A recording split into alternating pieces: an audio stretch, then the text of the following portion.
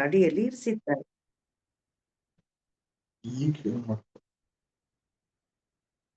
ಪರವಾಗಿಲ್ವಾ? ಮೊದಲಿಂದ ಶುರು ಮಾಡ್ಬೇಕು. ಘಟ್ಟದಲ್ಲಿ ಇರಿಸಿದ್ದಾರೆ. ಹಲವಾರು ಋಷಿಗಳು ಅವರ ಕಾರ್ಯಕ್ಕೆ ಕೈ ಜೋಡಿಸಿದ್ದಾರೆ. ಶ್ರೀಕೃಷ್ಣ ಈ ಶಕ್ತಿಯನ್ನು ಹರಿಸಿದ್ದಾರೆ. ನೀವು ಪ್ರತಿದಿನ ಧ್ಯಾನದ ಮೂಲಕ ಅದರ ಕಂಪನಗಳಿಗೆ ಶ್ರುತಿಗೊಂಡು ಅದರಿಂದ ಚೈತನ್ಯಗಳನ್ನು ಪಡೆಯಬಹುದು. ಇದು ನಿಮಗೆ ಎಲ್ಲಾ ನೆರವನ್ನು ತರುತ್ತದೆ.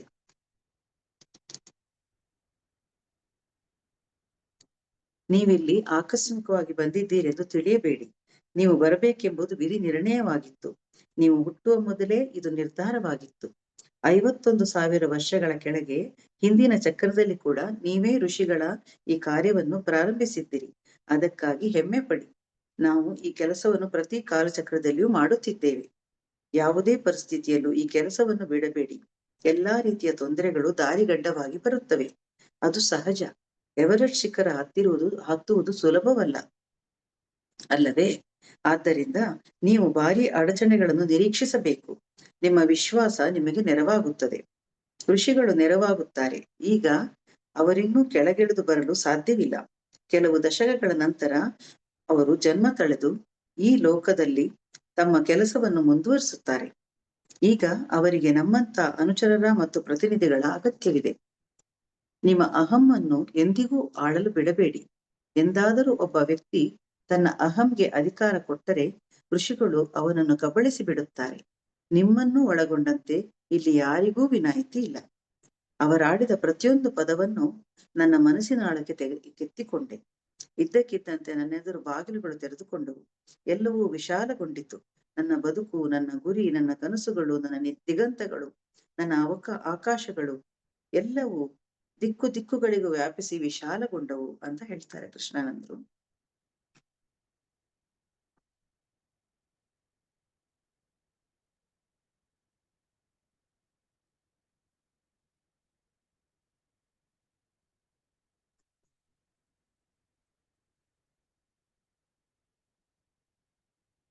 ಹೌದಾ? ಅವ್ರಿಗೇನಾಗತ್ತೆ, ಇಷ್ಟಾದಾಗ ನಾವು 1982ನೇ ಇಸ್ವಿಗೆ ಕಾಲಿಟ್ಟೆವು. ನಾನು ಮನೋವತಿಯಲ್ಲಿ ಹೆಚ್ಚು ಧ್ಯಾನ ಮಾಡಬಹುದು ಎಂದುಕೊಂಡಿದ್ದೆ. ಆದರೆ ನನ್ನೆಣಿಕೆ ತಪ್ಪಾಗಿತ್ತು. ಅಲ್ಲಿನ ಕೆಲಸಕ್ಕಾಗಿ ನನ್ನೆಲ್ಲ ಗಮನ ಮತ್ತು ಹೆಚ್ಚು ಸಮಯವನ್ನು ಮೀಸಲಿಡಬೇಕಾಗಿತ್ತು. ಅದು ಕೇವಲ ಬೆಳೆ ತೆಗೆಯುವ ಕೆಲಸವಾಗಿರಲಿಲ್ಲ. ಅದು ಜನರೊಂದಿಗೆ ಬೆರೆತು ಅವರನ್ನು ಅರ್ಥ ಮಾಡಿಕೊಂಡು ಅವರ ಸಾತ್ವಿಕ ಭಾಗದೊಂದಿಗೆ ಉತ್ತಮ ಬಾಂಧವ್ಯವನ್ನು ಬೆಳೆಸಿಕೊಳ್ಳುವುದಾಗಿತ್ತು. ನಾನು ಉತ್ತಮವಾದ ಒಂದು ಕೆಲಸಗಾರರ ತಂಡವನ್ನು ಕಟ್ಟುವುದರಲ್ಲಿ ಯಶಸ್ವಿಯಾದೆ. ಅವರೊಂದಿಗೆ ಸೌಜನ್ಯದಿಂದ ವರ್ತಿಸಿ ಅವರಿಗೆ ಕಷ್ಟ ಕಾಲದಲ್ಲಿ ನೆರವಾಗಿ ಅವರ ಬದುಕಿನ ಮಟ್ಟವನ್ನು ಉತ್ತಮಗೊಳಿಸಲು ಪ್ರಯತ್ನಿಸಿದೆ. ಅವರಿಗೆ ಸಮವಸ್ತ್ರಗಳನ್ನು, ಬಿಸಿಲಲ್ಲಿ ಕೆಲಸ ಮಾಡುವಾಗ ಟೋಪಿಗಳನ್ನು ಕೊಟ್ಟು ಅವರೊಂದಿಗೆ ಕುಳಿತು ಕೆಲಸವನ್ನು ಚರ್ಚಿಸಿ ಬೀಜಗಳನ್ನು ಆಯ್ಕೆ ಮಾಡುವಾಗ ಅವರ ಸಲಹೆ ಪಡೆದು ಎಲ್ಲಕ್ಕಿಂತ ಹೆಚ್ಚಾಗಿ ಅವರಲ್ಲಿ ಜವಾಬ್ದಾರಿ ಮತ್ತು ವಿಶ್ವಾಸಾರ್ಹತೆಯನ್ನು ಉಂಟು ಮಾಡಿ ಅವರಿಗೆ ನನ್ನ ತುಂಬು ಹೃದಯದ ಪ್ರೀತಿಯನ್ನು ಕೊಟ್ಟೆ. ಇದರ ಪರಿಣಾಮ ಅದ್ಭುತವಾಗಿತ್ತು. ಅವರು ಹೆಚ್ಚು ದುಡಿದರಲ್ಲದೆ ಪ್ರೀತಿಯಿಂದ ಕೆಲಸ ಮಾಡಿದರು. ನನ್ನ ಧ್ಯಾನವು ನನಗೆ ಶಕ್ತಿ ಮತ್ತು ಮಾರ್ಗದರ್ಶನಗಳನ್ನು, ತಾಳ್ಮೆ ಮತ್ತು ಒಳನೋಟಗಳನ್ನು ತಂದುಕೊಟ್ಟಿತು. ಧ್ಯಾನ ದುಡಿಮೆಯ ಸುಂದರ ಭಾಗದೊಂದಿಗೆ ಬಾಂಧವ್ಯ ಬೆಳೆಸಿಕೊಂಡದ್ದು ಮತ್ತು ಬೆಳೆಗಳೊಂದಿಗೆ ನಾನು ಬೆಳೆದದ್ದು ನನ್ನಲ್ಲಿ ಭಾರಿ ಬದಲಾವಣೆಗಳನ್ನು ತಂದಿತ್ತು. ಹೀಗಿರುವಾಗ ಒಬ್ಬ ಸಾಧಕನಿಗೆ ಒಂದು ವಿಚಿತ್ರವಾದ ದರ್ಶನವಾಯಿತು. ಅದರಲ್ಲಿ ಆತ ಒಂದು ಗಂಡು ಮಗುವಿನ ಜನನವನ್ನು ನೋಡಿದ. ಆ ಮಗು ಅತ್ಯಂತ ಪ್ರಕಾಶಮಾನವಾಗಿ ಹೊಳೆಯುತ್ತಿತ್ತು. ಅದು ಅವನತ್ತ ಮುಗುಳ್ನಕ್ಕು ಅವನೊಡನೆ ಮಾತನಾಡಿತಾದರೂ ಅವನಿಗೆ ಆ ಮಾತುಗಳು ನೆನಪಿರಲಿಲ್ಲ. ಜನರು ತಮ್ಮ ಅನುಭವಗಳನ್ನು ವರ್ಣಿಸಿದಾಗ ಹೆಚ್ಚಿನ ಸಲ ಅವರ ನಸುನಕ್ಕು ಸುಮ್ಮನಿರ್ತಿದ್ರು. ಆದರೆ ಈ ದರ್ಶನದ ಬಗ್ಗೆ ಕೇಳುತ್ತಿದ್ದಂತೆಯೇ ಅವರು ಎಂದಿನಂತಲ್ಲದೆ ತುಂಬಾ ಉತ್ಸಾಹಗೊಂಡರು. ಅವರು ಮಾತನಾಡುತ್ತಿದ್ದರೆ ಅವರ ಧ್ವನಿಯು ಅಸಾಮಾನ್ಯವಾಗಿ ಕಂಪಿಸುತ್ತಿತ್ತು.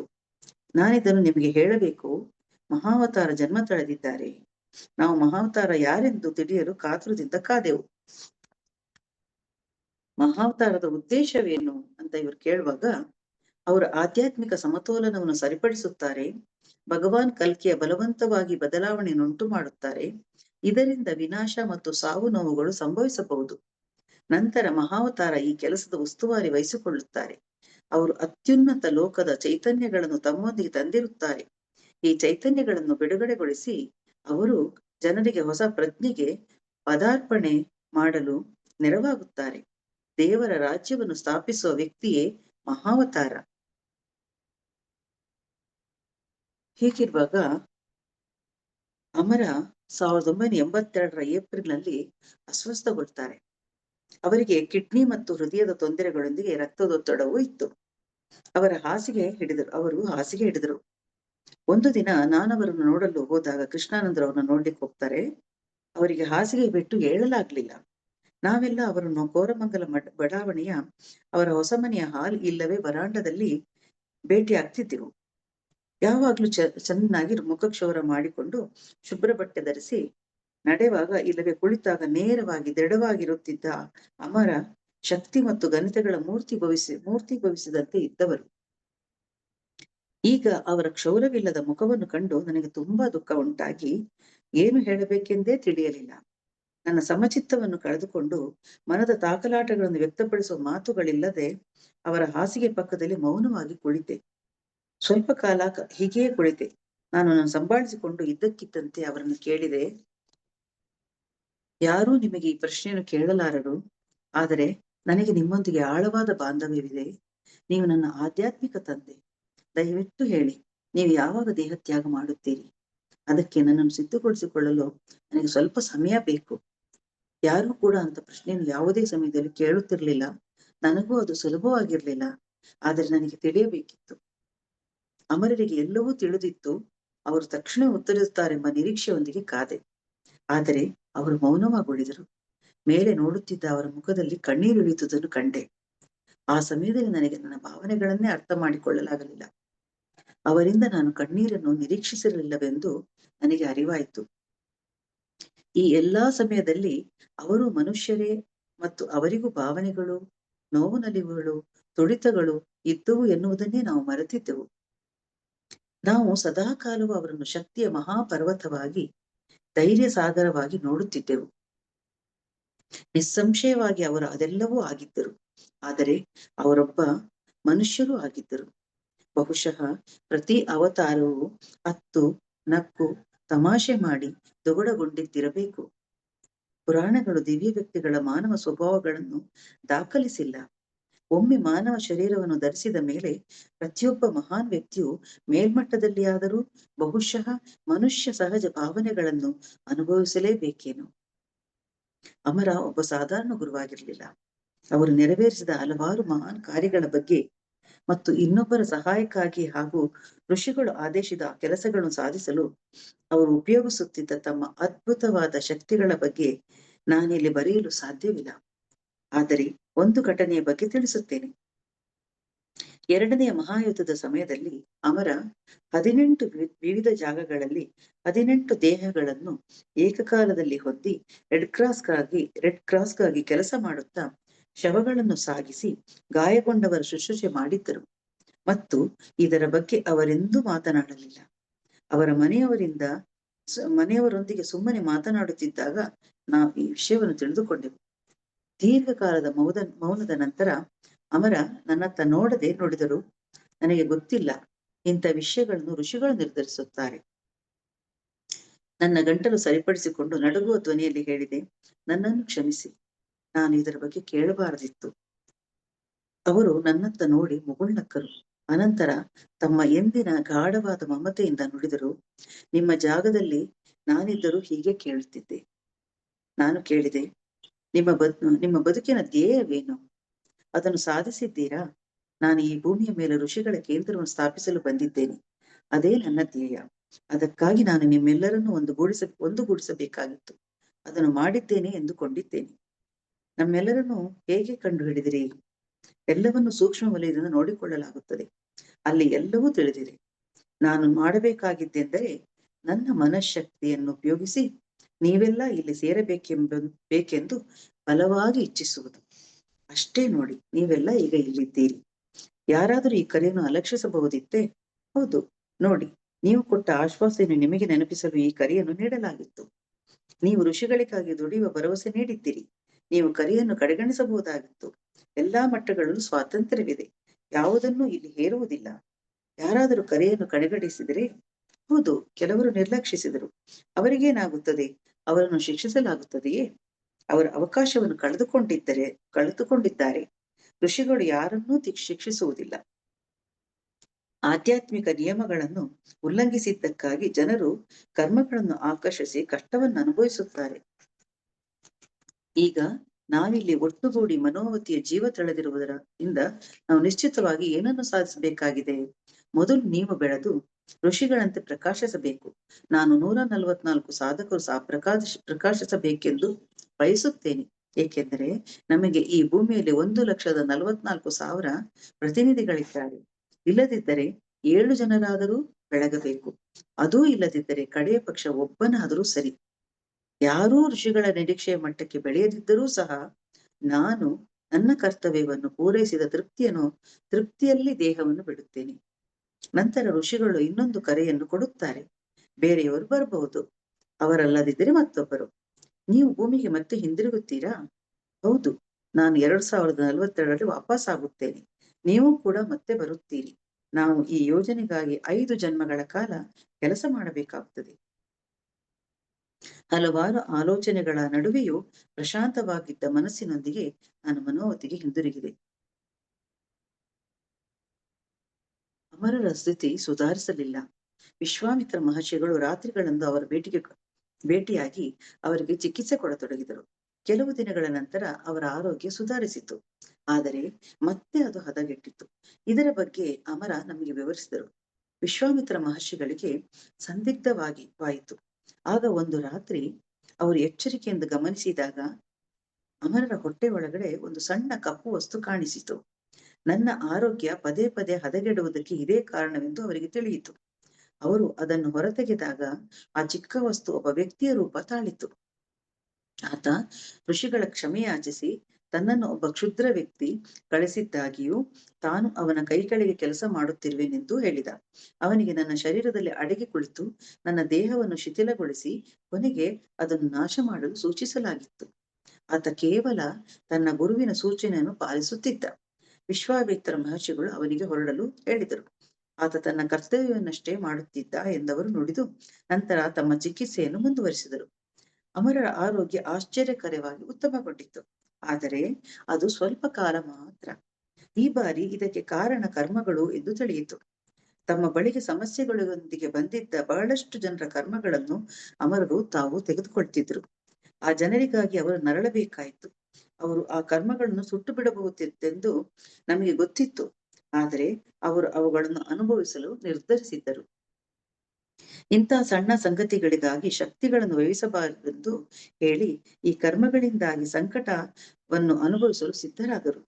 ಒಮ್ಮೆ ಕರ್ಮಗಳು ನಿವಾರಣೆಗೊಂಡರೆ ಅವರು ಆರೋಗ್ಯವಾಗುತ್ತಿದ್ದರು. ನಾವು ಅದಕ್ಕಾಗಿ ಕಾದೆವು. ಆದರೆ ಅಲ್ಲಿಯವರೆಗೆ ಅವರು ತುಂಬಾ ನೋವನ್ನು ಅನುಭವಿಸಬೇಕಾಯಿತು. ನಮಗೇನು ಮಾಡಬೇಕೆಂದೇ ತಿಳಿಯಲಿಲ್ಲ. 1 ವಾರದ ನಂತರ ನಾನು ಅಮರರನ್ನು ಭೇಟಿಯಾದೆ. ಅವರ ಮುಖವು ಮಂದಹಾಸದಿಂದ ವಿಶಾಲವಾಗಿ ಅರಳಿತ್ತು. ಅವರು ಏನನ್ನೋ ವಿವರಿಸಲು ನನಗಾಗಿ ಕಾಯುತ್ತಿದ್ದರು. 2 ದಿನಗಳ ಹಿಂದೆ ಸಂಜೆಯ ಹೊತ್ತು ನಾನು ತಡೆಲಾರದ ನೋವಿಂದ ಮಲಗಿದ್ದೆ. ಮನೆಯಲ್ಲಿ ಯಾರೂ ಇರಲಿಲ್ಲ. ಆಗ ನನಗೆ ಕೊಳಲಿನ ಸಂಗೀತ ಕೇಳಿಸಿತು. ಅದು ಕಿಟಕಿ ಆಚೆಯಿಂದ ಬರುತ್ತಿತ್ತು. ಅದು ರೇಡಿಯೋದಿಂದ ಬರುತ್ತಿರಬೇಕೆಂದು ಭಾವಿಸಿದೆ. ಆದರೆ ಆ ಶಬ್ದವು ಹತ್ತಿರವಾದಾಗ ತೊಡಗಿತು. ಆಗ ಇದ್ದಕ್ಕಿದ್ದಂತೆ ನನ್ನ ಮಂಚದ ಬಳಿ ಶ್ರೀಕೃಷ್ಣರು ನಿಂತಿದ್ದರು. ಆತ ನನಗಾಗಿ ಪ್ರತ್ಯಕ್ಷನಾಗಿದ್ದ. ನಾನು ಏಳಬೇಕೆಂದುಕೊಂಡರೂ ಆಗಲಿಲ್ಲ. ಕೃಷ್ಣ ಮಂಚದ ಮೇಲೆ ಕುಳಿತ. ನಂತರ ತನ್ನ ಕೈಯನ್ನು ನನ್ನ ದೇಹದ ಮೇಲೆ ತಲೆಯಿಂದ ಕಾಲಿನವರೆಗೆ ಆಡಿಸಿ, ನಾನು ನಿನ್ನೆಲ್ಲಾ ಕರ್ಮಗಳನ್ನು ಸುಟ್ಟಿದ್ದೇನೆ, ನಿನ್ನೆಲ್ಲಾ ನೋವನ್ನು ನಿವಾರಿಸಿದ್ದೇನೆ, ನೀನು ಕಷ್ಟಪಡಬಾರದು ಎಂದ. ಆ ಕ್ಷಣದಲ್ಲೇ ನನ್ನೆಲ್ಲ ನೋವು ಮಾಯವಾಯಿತು. ನಾನು ಎದ್ದು ಕುಳಿತೆ. ಕೃಷ್ಣ ನನ್ನನ್ನು ಆಲಿಂಗಿಸಿ ಮಾಯವಾದ. ಇದು ನನ್ನ ಬದುಕಿನ ಅತ್ಯಂತ ಶ್ರೇಷ್ಠ ಗಳಿಗೆ ಅಂತ ಅಮರರು ಹೇಳ್ಕೊಳ್ತಾರೆ. ನಾನು ಅವರನ್ನೇ ನೋಡುತ್ತಾ ಎಂತಹ ಮಹಾನ್ ವ್ಯಕ್ತಿ ಎಂದುಕೊಂಡೆ. ಅಂತಹ ವ್ಯಕ್ತಿ ಎದುರು ನಾನು ಕುಳಿತಿದ್ದೆ ಮತ್ತು ಅವರಿಂದ ಕಲಿತು ನನ್ನ ಬದುಕಿನ ಅತ್ಯುತ್ತಮ ವರ್ಷಗಳನ್ನು ಅವರೊಡನೆ ಕಳೆದಿದ್ದೆ. ನಾನು ಅವರ ಪಾದಗಳನ್ನು ಮುಟ್ಟಿ ನಮಸ್ಕರಿಸಿದೆ. ನಂತರ ಮೌನದಲ್ಲಿ ನಾವು ಇಳಿಯುತ್ತಿದ್ದ ಕಣ್ಣೀರನ್ನು ತಡೆಯಲು ಹೋಗಲಿಲ್ಲ. ಯಾವುದೇ ಸುಂದರವಾದ ಕ್ಷಣವು ತುಂಬ ಹೊತ್ತು ಇರಲಾರದು. ಆ ಕ್ಷಣವನ್ನು ನಮ್ಮ ಹೃದಯಗಳಲ್ಲಿ ಶಾಶ್ವತವಾಗಿ ಬಂಧಿಸಿ ನಾವು ವಾಸ್ತವಕ್ಕೆ ಬಂದೆವು. ನನಗೆ ಕೊನೆಯ ಬಸ್ ಹಿಡಿಯಬೇಕಿತ್ತು. ನನ್ನನ್ನು ಬೀಳ್ಕೊಡುವಾಗ ಅಮರ ನುಡಿದರು, ಈಗ ನನ್ನೆಲ್ಲಾ ಕರ್ಮಗಳು ನಿವಾರಣೆಯಾಗಿವೆ. ನಾನು ಇನ್ನೂ 17 ವರ್ಷಗಳವರೆಗೆ ಬದುಕಿರುತ್ತೇನೆ. ಅಮರರ ಆರೋಗ್ಯವು ಮತ್ತೆ ಹದಗೆಟ್ಟಿತು. ನನಗೆ ಅರ್ಥವಾಗಲಿಲ್ಲ. 1982ರ ಆಗಸ್ಟ್ 25ರ ಬೆಳಿಗ್ಗೆ ಅವರನ್ನು ಭೇಟಿಯಾಗಲು ಹೋದೆ. ಅವರ ಪತ್ನಿಯವರು ನನಗೆ, ಅವರು ತೀರಾ ದುರ್ಬಲಗೊಂಡಿದ್ದು ಮಾತನಾಡಲು ಆಗುತ್ತಿಲ್ಲ. ಅವರ ಕೋಣೆಯೊಳಗೆ ನಾನು ಯಾರನ್ನೂ ಬಿಡುತ್ತಿಲ್ಲ. ಆದರೆ ನೀವು ಬೇರೆಯವರಂತಲ್ಲ. ನೀವು ಅವರೊಂದಿಗೆ ಕೇವಲ 1 ನಿಮಿಷವಷ್ಟೇ ಇದ್ದು ಹಿಂದಿರುಗಬೇಕು. ನಾನಿಲ್ಲಿ ಕಾಯುತ್ತಿರುತ್ತೇನೆ ಎಂದರು. ನಾನು ಕೋಣೆಯೊಳಗೆ ಹೆಜ್ಜೆ ಇಡುತ್ತಿದ್ದಂತೆ ಅವರು ಬಾಗಿಲ ಹಿಂದೆ ನಿಂತರು. ಅಮರ ನನ್ನನ್ನು ಕಂಡ ತಕ್ಷಣವೇ ಹಾಸಿಗೆಯಿಂದ ಎದ್ದು ಕುಳಿತರು. ಅವರಿಗೆ ಅವರ ಪತ್ನಿ ಕಾಣಿಸದಿದ್ದರೂ ಆಕೆಗೆ ಬಾಗಿಲನ್ನು ಮುಚ್ಚಿ ಹೊರಟು ಹೋಗುವಂತೆ ತಿಳಿಸಿದರು. ಅವರಿಗೆ ನನ್ನೊಂದಿಗೆ ಮಾತನಾಡಬೇಕಿತ್ತು. ಅವರಲ್ಲಿ ಯಾವುದೇ ನಿಶ್ಶಕ್ತಿ ಅಥವಾ ನೋವಿನ ಛಾಯೆಯೂ ಇರಲಿಲ್ಲ. ಅಮರ 45 ನಿಮಿಷಗಳವರೆಗೆ ಮಾತನಾಡಿದರು. ಆ 45 ನಿಮಿಷಗಳ ಅವಧಿಯಲ್ಲಿ ಅವರೇನು ಮಾತನಾಡಿದರೋ ಅದನ್ನು ನಾನು ಯಾರಿಗೂ ತಿಳಿಸಿಲ್ಲ. ಅವರು ಅತ್ಯಂತ ಭಾವುಕರಾಗಿ ಮಾತನಾಡಿದರು. ಅದು ಎಂದೂ ಅವರ ಶೈಲಿ ಆಗಿರಲಿಲ್ಲ. ನಾನು ಎಷ್ಟು ಏಕಾಗ್ರತೆಯಿಂದ ಆಲಿಸಿದೆನೆಂದರೆ ನನ್ನ ಸುತ್ತಲಿನ ಜಗತ್ತು ಮಾಯವಾದಂತಾಯಿತು. ಕೊನೆಗೆ ಅವರು ನನ್ನ ಜೊತೆಗಾರರನ್ನು ಮಧ್ಯಾಹ್ನ ಕರೆತರುವಂತೆ ಹೇಳಿದರು. ಅವರೆಲ್ಲರಿಗೆ ಕೆಲವು ಸೂಚನೆಗಳನ್ನು ನೀಡಬೇಕಿತ್ತು.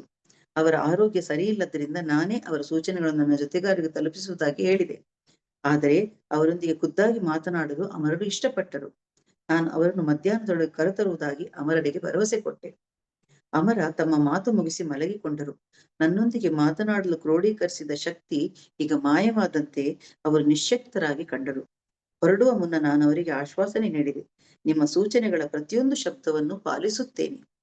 ಅಮರ ಮೆಲ್ಲನೆ ನುಡಿದರು, ಅಷ್ಟೇ ಸಾಲದು, ಪ್ರತಿಯೊಬ್ಬರೂ ಪಾಲಿಸಬೇಕೆಂಬುದೇ ನನ್ನ ಆಸೆ. ಅವು ಅವರ ಕೊನೆಯ ಮಾತುಗಳಾಗುತ್ತವೆ ಎಂದು ನನಗಾಗ ತಿಳಿಯಲಿಲ್ಲ. ನಾವು ಮಧ್ಯಾಹ್ನ ಮರಳಿ ಬರುವ ಮುಂಚೆಯೇ ಅವರು ದೇಹತ್ಯಾಗ ಮಾಡಿದ್ದರು. ಅಮರ ಹೇಳ್ತಾರೆ, ಅಮರ ತಮ್ಮ ದೇಹವನ್ನು ಬಿಟ್ಟ ನಂತರ ಈ ಪುಸ್ತಕದಲ್ಲಿ ಮತ್ತು ನನ್ನ ಬದುಕಿನಲ್ಲಿ ಜೀವಂತವಾಗಿದ್ದಾರೆ. 1982-85ರಲ್ಲಿ ಅಮರರಂತಹ ವ್ಯಕ್ತಿಯ ತಕ್ಷಣದ ಗೈರು ಹಾಜರಿ ಎಂದೂ ತುಂಬಲಾಗದ ಶೂನ್ಯವನ್ನು ಸೃಷ್ಟಿಸುತ್ತದೆ. ಎಲ್ಲರ ಮನಸ್ಸಲ್ಲೂ ಇದ್ದ ಒಂದೇ ಮುಖ್ಯ ಪ್ರಶ್ನೆ ಎಂದರೆ, ಈಗ ನಮ್ಮನ್ನು ಯಾರು ಮುಂದಕ್ಕೆ ಕರೆದೊಯ್ಯುತ್ತಾರೆ? ಆ ವೇಳೆಗೆ ಸುಮಾರು 2,000 ಸಾಧಕರಿದ್ದರಲ್ಲದೆ ಇನ್ನೂ ಹೆಚ್ಚು ಜನರು ಸೇರಿಕೊಳ್ತಿದ್ರು. ಪ್ರಾರಂಭದ ಹಂತದಿಂದ ಸಮಾಧಿಯವರೆಗಿನ ತಂತ್ರಗಳು ಲಭ್ಯವಿದ್ದವು. ಆದರೆ ಸಾಧಕರ ಅಭ್ಯಾಸವನ್ನು ಪರೀಕ್ಷಿಸಿ ಅವರ ಪ್ರಗತಿಯನ್ನು ಅಂದಾಜು ಮಾಡುವವರು ಯಾರು?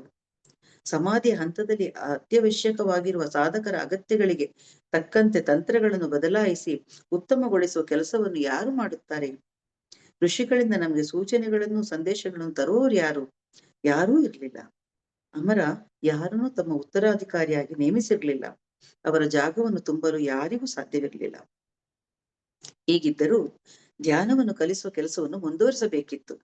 ಬೆಂಗಳೂರಿನ ಸಾಧಕರು ಅಮರರವರ ಪತ್ನಿಯವರೊಂದಿಗೆ ಸಮಾಲೋಚಿಸಿ ನಂತರ ಹೊಸಬರಿಗೆ ಮತ್ತು ಧ್ಯಾನದ ವಿವಿಧ ಹಂತಗಳಲ್ಲಿರುವವರಿಗೆ ಈ ಹಿಂದೆ ಸಂಗ್ರಹಿಸಿದ ತಂತ್ರಗಳನ್ನು ಕೊಡುವ ಕೆಲಸವನ್ನು ಮಾಡಲು ಒಬ್ಬ ಹಿರಿಯ ಸಾಧಕರನ್ನು ಆರಿಸಿದರು. ಈ ಉದ್ದೇಶಕ್ಕಾಗಿ ಬೆಂಗಳೂರಿನಲ್ಲಿ ನಡೆಯುತ್ತಿದ್ದ ಭಾನುವಾರದ ಸಭೆಗಳು ಹಿಂದಿನಂತೆ ಮುಂದುವರೆದವು. ಮನೋವತಿಯಲ್ಲಿದ್ದ ನಮಗೆ ನಮ್ಮ ಕೆಲಸದ ಬಗ್ಗೆ ಸ್ಪಷ್ಟವಾದ ಸೂಚನೆಗಳನ್ನು ನೀಡಲಾಗಿತ್ತು. ನಾವು ಮುಂದುವರೆಸಿದೆವು. ಶ್ರೀಮತಿ ಅಮರರವರು ನಮ್ಮ ಮೇಲೆ ತೋರಿಸುತ್ತಿದ್ದ ಅದೇ ಪ್ರೀತ್ಯಾದಗಳಲ್ಲಿ ನಮ್ಮನ್ನು ಕಂಡರು. ಕೆಲವೇ ತಿಂಗಳುಗಳಲ್ಲಿ ನನ್ನ ಜೊತೆಗಾರರು ಮನೋವತಿಯನ್ನು ತೊರೆದು ತಮ್ಮ ಹಿಂದಿನ ಬದುಕಿಗೆ ಮರಳಿದರು. ಅಲ್ಲಿ ನಾನೊಬ್ಬನೇ ಉಳಿದೆ. ಆ ವೇಳೆಗಾಗಲೇ ನಾನು ವ್ಯವಸಾಯದಲ್ಲಿ ಪಳಗಿದ್ದೆ. ನನಗೆ ಹಳ್ಳಿಯವರೊಂದಿಗೆ ಒಳ್ಳೆಯ ಸಂಬಂಧವಿದ್ದು ಕೆಲಸಗಾರರ ನೆರವಿನಿಂದ ನಾನು ನನ್ನ ಕೆಲಸವನ್ನು ಸರಾಗವಾಗಿ ಮುಂದುವರಿಸಲು ಸಾಧ್ಯವಾಯಿತು. ಅಮರ ಆ ಜಾಗಕ್ಕಾಗಿ ಸಂಪಾದಿಸಿದ್ದ ಒಳ್ಳೆಯ ಹೆಸರು ನನಗೆ ಗೌರವ ಮತ್ತು ಆತ್ಮವಿಶ್ವಾಸಗಳನ್ನು ತಂದುಕೊಡಲು ನೆರವಾಯಿತು. ಹಳ್ಳಿಯ ಜನರು ಅಮರರನ್ನು ಯಾವಾಗಲೂ ಬೆಳಗಾಮರಾಜರು ಎಂದು ಕರೆಯುತ್ತಾ ಅವರ ಸದ್ಗುಣಗಳನ್ನು ಕೊಂಡಾಡುತ್ತಿದ್ದರು. ಅವರು ಯಾವಾಗಲೂ ಹಳ್ಳಿಗರಿಗೆ ಕೈ ಮುಗಿದು ನಮಸ್ಕರಿಸಿ ಅವರೊಂದಿಗೆ ಗೌರವಾಧಾರಗಳಿಂದ ಮಾತನಾಡುತ್ತಾ ಅಗತ್ಯ ಬಿದ್ದಾಗ ಅವರಿಗೆ ನೆರವಾಗುತ್ತಿದ್ದರು. ನಾನು ತುಂಬಾ ಜನಪ್ರಿಯನಾದೆ. ಹಳ್ಳಿಗರು ತಮ್ಮ ಶಾಲೆಯ ಕಾರ್ಯಕ್ರಮಗಳಿಗೆ ಮತ್ತು ವರ್ಷದ ಜಾತ್ರೆಗಳಿಗೆ ನನ್ನನ್ನು ಆಹ್ವಾನಿಸಿದರು. ಅವರ ಮಕ್ಕಳ ಮದುವೆಯ ಆಹ್ವಾನ ಪತ್ರಿಕೆಯನ್ನು ಇತರರಿಗೆ ಹಂಚುವ ಮೊದಲು ನನಗೆ ಕೊಟ್ಟರು. ಅವರು ಮನೋವತಿಯನ್ನು ಒಂದು ತೋಟವಾಗಿ ನೋಡದೆ ಆಧ್ಯಾತ್ಮಿಕ ಕೇಂದ್ರವಾಗಿ ಗುರುತಿಸಿದರು. ಹತ್ತಿರದ ಹಳ್ಳಿಯಲ್ಲಿ ಒಂದು ಚಿಕ್ಕ ದೇವಸ್ಥಾನವಿತ್ತು. ಪ್ರತಿ ವರ್ಷ ದೇವಿಯ ಮೂರ್ತಿಯನ್ನು ಆ ಹಳ್ಳಿಯಲ್ಲಿ ಮೆರವಣಿಗೆಯಲ್ಲಿ ಕೊಂಡೊಯ್ಯಲಾಗುತ್ತಿತ್ತು. ಈಗ ಮೆರವಣಿಗೆಯ ಮೊದಲು ಮನೋವತಿಗೆ ಬಂದು ನಾವು ಮೊದಲ ಪೂಜೆಯನ್ನು ಮಾಡಿದ ನಂತರ ಹಳ್ಳಿಯಲ್ಲಿ ಮುಂದುವರಿಯುತ್ತಿತ್ತು. ನನಗೆ ಇದೊಂದು ಅಪರೂಪದ ಅನುಭವವಾಗಿತ್ತು. ಮೆರವಣಿಗೆಯೊಂದಿಗೆ ಸಾಕಷ್ಟು ಜನರು ಹಾಡುತ್ತಾ ಕುಣಿಯುತ್ತಾ ಒಂದು ಮನೋವತಿಯಲ್ಲಿ ಹೆಚ್ಚು ಸಮಯವನ್ನು ಕಳೆಯುತ್ತಿದ್ದರು. ಕಣ್ಣು ಕುಕ್ಕುವ ಬೆಳಕು ಮತ್ತು ಡೋಲಿನ ಶಬ್ದದೊಂದಿಗೆ ಮೆರವಣಿಗೆಯು ತಂಪಾದ ಇಳಿ ಸಂಜೆಯಲ್ಲಿ ನಿಧಾನವಾಗಿ ಮನೋವತಿಯತ್ತ ಬರುತ್ತಾ ನಂತರ ನಿಧಾನವಾಗಿ ಹೊರಡುವುದನ್ನು ಸಂತಸದಿಂದ ನೋಡುತ್ತಾ ನಿಲ್ಲುತ್ತಿದ್ದೆ. ನಮ್ಮ ಅಶ್ವತ್ಥ ಕಟ್ಟೆಯ ಬಳಿಯಲ್ಲಿ ಜನರು ಮದುವೆಗಳನ್ನು ನಡೆಸಿದರು. ಅವರಿಗೆ ಜ್ವರ ಇಲ್ಲವೇ ತಲೆನೋವಿದ್ದಾಗ ಕೆಲವೊಮ್ಮೆ ಔಷಧಕ್ಕಾಗಿ ಬರುತ್ತಿದ್ದರು. ಒಮ್ಮೆ ನನಗೊಂದು ಸ್ವಾರಸ್ಯಕರವಾದ ಅನುಭವವಾಯಿತು.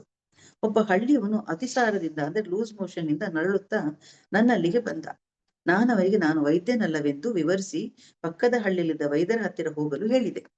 ಆದರೆ ಅವನು ನನ್ನಿಂದಲೇ ಔಷಧ ಪಡೆಯಲು ಹಠ ಹಿಡಿದ. ಆಗ ನಾನು ಹೋಮಿಯೋಪತಿ ಔಷಧಿಗಳ ಡಬ್ಬಿಯಿಂದ ಕೆಲವು ಖಾಲಿ ಗುಳಿಗೆಗಳನ್ನು ತೆಗೆದು ದೇವರನ್ನು ಮತ್ತು ಅಮರರನ್ನು ಪ್ರಾರ್ಥಿಸಿ ಅವನಿಗೆ ಕೊಟ್ಟು ಅವನ ಕಾಯಿಲೆ ವಾಸಿಯಾಗದಿದ್ದರೆ ವೈದ್ಯರಲ್ಲಿಗೆ ಹೋಗುವಂತೆ ಮತ್ತೆ ಮತ್ತೆ ಹೇಳಿದೆ. ವಿಚಿತ್ರವೆಂದರೆ 2 ದಿನಗಳ ನಂತರ ನಾನು ಅವನನ್ನು ಭೇಟಿಯಾದಾಗ ಅವನು ಆರೋಗ್ಯವಾಗಿದ್ದ. ಅವನನ್ನು ಅಮರ ತಮ್ಮ ಶಕ್ತಿಯಿಂದ ಗುಣಪಡಿಸಿದರು ಎಂದು ನನಗೆ ಖಾತ್ರಿಯಾಯಿತು. ನನಗೆ ಖುಷಿಯಾಯಿತು. ಆದರೆ ಇದರಿಂದ ರೋಗಿಗಳು ಸಾಲುಗಟ್ಟಿ ಬಂದು ಡಬ್ಬಿಯಲ್ಲಿದ್ದ ಬಹಳಷ್ಟು ಖಾಲಿ ಗುಳಿಗೆಗಳನ್ನು ಉಪಯೋಗಿಸಬೇಕಾಯಿತು. ಒಂದು ದಿನ ಒಬ್ಬ ಚಿಕ್ಕ ವಯಸ್ಸಿನ ತಾಯಿ ತನ್ನ ಎಳೆಯ ಮಗುವಿನೊಂದಿಗೆ ಬಂದಳು. ಅವಳ ಮಗುವನ್ನು ಹರಸಿ ಎಂದು ಹೆಸರಿಡುವಂತೆ ನನ್ನನ್ನು ಕೇಳಿಕೊಂಡಳು. ನನ್ನ ಹೃದಯ ತುಂಬಿ ಬಂತು. ಅವಳ ಕೋರಿಕೆಯನ್ನು ಮನ್ನಿಸಲೋ ಬೇಡವೋ ಎಂದು ನಿರ್ಧರಿಸಲು ಪ್ರಯಾಸಪಟ್ಟೆ. ಮಹಾತ್ಮರ ನೆರಳಿನಲ್ಲಿ ಬದುಕುವುದೆಂದರೆ ಹೂವಿನ ಜೊತೆ ನಾರೂ ದೇವರ ಮುಡಿಗೇರುತ್ತದೆ ಎಂದು ನನಗೆ ಅರ್ಥವಾಯಿತು. ನಾನು ಧ್ಯಾನವನ್ನು ಮುಂದುವರಿಸಿದೆ. ನನ್ನ ಸಾಧನೆಯಲ್ಲಿ ಒಂದು ಗಟ್ಟಿ ನೆಲೆಯನ್ನು ತಲುಪಿರುವ ನಂಬಿಕೆ ನನಗಿತ್ತು. ಅಲ್ಲದೆ ಈಗ ಸೂಕ್ಷ್ಮ ಲೋಕದಲ್ಲಿರುವ ಅಮರ ನನ್ನನ್ನು ಹೇಗೋ ಮುಂದಕ್ಕೆ ಮಾರ್ಗದರ್ಶಿಸುತ್ತಾರೆಂಬ ವಿಶ್ವಾಸವು ನನಗಿತ್ತು. ಅವರನ್ನು ಸಂಪರ್ಕಿಸಲು ಪ್ರಯತ್ನಿಸಿದೆ, ಆದರೆ ಸಾಧ್ಯವಾಗಲಿಲ್ಲ. ಆದರೆ ಇದರಿಂದ ನನಗೆ ನಿರಾಸೆ ಆಗಲಿಲ್ಲ. ಇಂದಲ್ಲದಿದ್ದರೆ ನಾಳೆಯಾದರೂ ಅವರೊಂದಿಗೆ ಸಂಪರ್ಕ ಸಾಧಿಸುತ್ತೇನೆಂಬ ನಂಬಿಕೆ ನನಗಿತ್ತು. ಒಂದು ದಿನ ನನಗೆ ಸುಸ್ತಾಗಿತ್ತು. ಸೂರ್ಯ ಕಣ್ಣು ಕುಕ್ಕುತ್ತಿದ್ದ. ಗಾಳಿ ತಟಸ್ಥವಾಗಿತ್ತು. ನನಗೆ ತುಂಬಾ ಬರೆಯುವುದಿತ್ತು. ಸ್ವಲ್ಪ ಹೊತ್ತು ಮಲಗಿ ವಿಶ್ರಮಿಸಲು ನಿರ್ಧರಿಸಿದೆ. ನಾನು ನಿದ್ರೆಗೆ ಜಾರಿದೆನೋ ಇಲ್ಲವೋ ತಿಳಿಯದು. ಇದ್ದಕ್ಕಿದ್ದಂತೆ ನನ್ನ ಮಂಚದ ಬಳಿ ಅಮರ ನಿಂತಿದ್ದನ್ನು ಕಂಡೆ. ಅವರ ಜೊತೆಯಲ್ಲಿ ಇನ್ನೊಬ್ಬ ವ್ಯಕ್ತಿಯ ಅಸ್ಪಷ್ಟ ಆಕಾರವು ಕಾಣಿಸಿತು. ಅಮರ ಆ ವ್ಯಕ್ತಿಗೆ ಹೇಳುತ್ತಿದ್ದುದು ಕೇಳಿಸಿತು. ಇವರು ತುಂಬಾ ಸುಸ್ತಾಗಿದ್ದಾರೆ, ಅವರ ದಣಿವನ್ನು ನಿವಾರಿಸುತ್ತೇನೆ. ನಂತರ ಅವರು ತಮ್ಮ ಕೈಯನ್ನು ನನ್ನ ದೇಹದುದ್ದಕ್ಕೂ ತಲೆಯಿಂದ ಪಾದದವರೆಗೂ ಆಡಿಸಿದರು. ಆ ತಕ್ಷಣವೇ ನನ್ನ ಆಯಾಸ ಮಾಯವಾಯಿತು. ನಾನು ಹಾಸಿಗೆ ಬಿಟ್ಟು ಮೇಲೆದ್ದೆ. ಆದರೆ ಅಮರ ಮಾಯವಾಗಿದ್ದರು. ಅವರ ಪ್ರೀತಿ ಮತ್ತು ಕಾಳಜಿ ನನ್ನನ್ನು ಆಳವಾಗಿ ತಟ್ಟಿದವು. ನನ್ನ ಕಣ್ಣುಗಳು ತುಂಬಿ ಬಂದವು. ಆಗ ತಮ್ಮ ಶರೀರವನ್ನು ಬಿಟ್ಟ ನಂತರ ಅದೇ ಮೊದಲ ಸಲ ಅಮರ ನನ್ನನ್ನು ಸಂಪರ್ಕಿಸಿದ್ದರು. ಅದು ನನಗೆ ಅರಿವಾಯಿತು.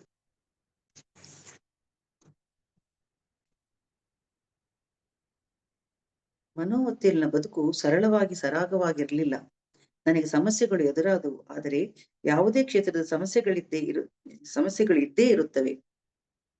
ಇವುಗಳನ್ನು ಪರಿಹರಿಸುತ್ತಾ ನಾವು ಬೆಳೆದು ಕಲಿತು ಪಕ್ವಗೊಳ್ಳುತ್ತೇವೆ. ಜನರಿಗೆ ಧ್ಯಾನಕ್ಕೆ ಮತ್ತು ಧ್ಯಾನದ ಮೇಲಿನ ಹಂತಗಳಿಗೆ ದೀಕ್ಷೆ ಕೊಡುವ ಕೆಲಸವನ್ನು ಬೆಂಗಳೂರಿನಲ್ಲಿ ನಿಲ್ಲಿಸಿ ಮನೋವತಿಯಲ್ಲಿ ಪ್ರಾರಂಭಿಸಲಾಯಿತು. ಜನರು ಭಾನುವಾರಗಳಂದು ಮನೋವತಿಗೆ ಬರಲಾರಂಭಿಸಿದರು. ನಾವು ಅವರಿಗೆ ತಿಂಡಿ ಮತ್ತು ಚಹಾ ಕೊಡುವ ವ್ಯವಸ್ಥೆ ಮಾಡಿದೆವು. ಪ್ರತಿ ಭಾನುವಾರ ನಮಗೆ ಹಬ್ಬದ ದಿನವಾಗಿತ್ತು. 100ಕ್ಕೂ ಹೆಚ್ಚು ಜನರು ಭಾನುವಾರಗಳಂದು ಬರತೊಡಗಿದಂತೆ ನನಗೆ ಹಣದ ಅಡಚಣೆ ಉಂಟಾಯಿತು. ನಾನು ಯಾರಿಂದಲೂ ಹಣ ಪಡೆಯದೆ ವ್ಯವಸಾಯದಲ್ಲಿ ಹೆಚ್ಚು ದುಡಿದು ಗಳಿಸಲು ತೀರ್ಮಾನಿಸಿದೆ. ಸಾಕಷ್ಟು ಕಷ್ಟಪಟ್ಟು ನಿಭಾಯಿಸಿದೆ. ಆದರೆ ಒತ್ತಡ ತೀವ್ರವಾಗಿತ್ತು. ನಾನು ಸಾಲ ಮಾಡಿ ಅದನ್ನು ತೀರಿಸಿ ಮತ್ತೆ ಸಾಲ ಮಾಡಿದೆ. ಅಮರರು ಯಾವುದೇ ಸಮಯದಲ್ಲಿ ತಮ್ಮನ್ನು ಪೂಜಿಸದಂತೆ ಸ್ಪಷ್ಟವಾಗಿ ಸೂಚಿಸಿದರು.